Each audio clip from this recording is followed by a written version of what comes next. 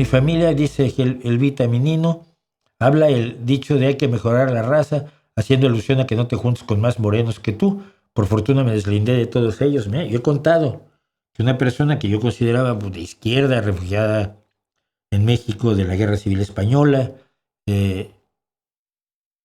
artista, alguna vez que teníamos buena amistad, y un día que conoció a una novia que yo tenía, me dijo, ¿no es demasiado morena para ti? Y pues yo lo primero que pensé es, no, pero tú eres demasiado hija puta para ser mi amiga. Y nunca volví a hablar con ella. O sea, llamé a mi chica, dije, nos vamos. Estábamos en casa de esta refugiada española, esta exiliada, racista, y nos fuimos para no volver. Pero bueno, sí, desafortunadamente hay mucho esa idea todavía. Esto fue en México, no es demasiado morena para ti. No, pues, esa fue la consideración fundamental, ¿no?